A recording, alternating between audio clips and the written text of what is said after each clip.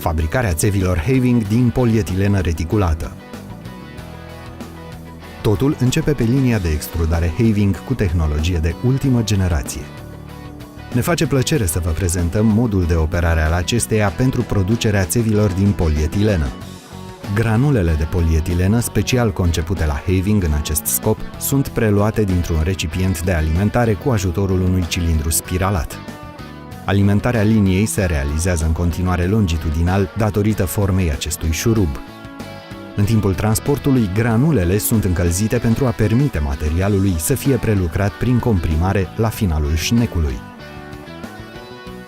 Țeava este conectată apoi la capul de extrudare prin intermediul unui dispozitiv cu geometrie variabilă. Unitatea de calibrare este amplasată direct la intrarea țevii în primul compartiment, presurizat și răcit. Diametrul exterior al țevii este format prin reducerea progresivă a diametrului discurilor de calibrare, precum și prin profilul specific al acestora, grosimea peretelui fiind determinată de duza de extrudare. Stabilitatea dimensională a țevii poate fi realizată numai prin combinarea adecvată a temperaturii, presiunii și vitezei de trecere. În continuare, țeava este supusă unui control cu ultrasunete a grosimii peretelui direct după etapa de răcire. Țeava este verificată pe circumferință în 8 puncte diferite. Un dispozitiv de verificare cu laser a diametrului exterior este amplasat imediat după faza de verificare a grosimii peretelui. Prin urmare, fiecare milimetru de conductă este supus unor verificări minuțioase. Desigur, valorile măsurate sunt în permanență monitorizate și înregistrate pe un mediu de stocare în conformitate cu standardele de înaltă calitate de la Having. La sfârșitul liniei de extrudare sunt amplasați tamburii de mari dimensiuni care permit transportul a până la 14.000 de metri de țeavă PE către următorul pas în procesul de fabricație, reticularea fizică a țevilor după propria procedură a fabricii Having. Toate țevile PEXC de la Having sunt supuse unei proceduri directe de verificare a etanșeității. Țevile proaspăt extrudate sunt umplute cu heliu înainte de începerea procesului de reticulare fizică. Un detector de gaze indică momentul când țevile sunt complet umplute cu heliu. Apoi țevile sunt sudate la capete, astfel încât gazul să se păstreze sub presiune.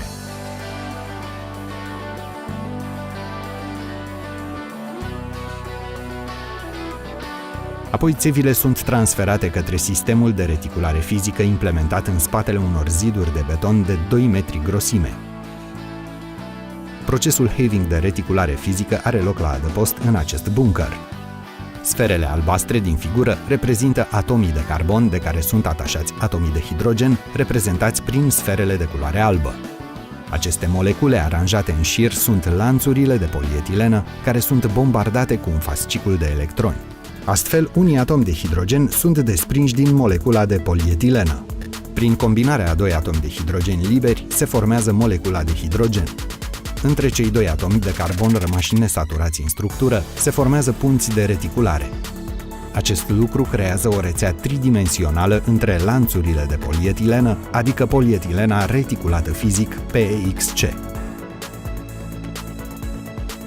La ieșirea țevilor de polietilenă reticulată din bunkerul de beton, acestea trec printr-un sistem de detectare a neetanșeităților. Țevile sunt încă umplute cu heliu. Aici se realizează vacuum la exteriorul țevii. Dacă un singur atom de heliu penetrează peretele țevii, acesta este detectat de un cromatograf amplasat în aval și țeava este clar marcată, astfel încât porțiunea afectată poate fi mai târziu înlăturată la sfârșitul procesului de fabricație. Datorită acestui procedeu de detectare a neetanșeităților, clienții noștri pot fi siguri că țevile PEXC de la Having pe care le primesc sunt 100% testate în ceea ce privește impermeabilitatea lor. Țevile încălzite în procesul de fabricație sunt trecute apoi printr-un rezervor de răcire și rulate în final înapoi în tamburi. În funcție de dimensiunea țevii, acești tamburi pot stoca până la 14.000 de metri de țeavă de calitate Having PEXC. Această animație demonstrează efectul realizat prin reticularea conductei prin testarea de întindere a țevii încălzite. Conducta poate fi supusă unor solicitări semnificativ mai ridicate de temperatură și presiune. Datorită flexibilității la montaj a țevilor din polietilenă reticulată produse la Having, acestea sunt utilizate de peste 30 de ani în toate tipurile de aplicații de înaltă calitate pentru alimentare cu apă rece, apă caldă, agent termic sau în instalații de încălzire prin pardoseală, dovedindu-și durabilitatea în timp. Țevile PEXC de la Having.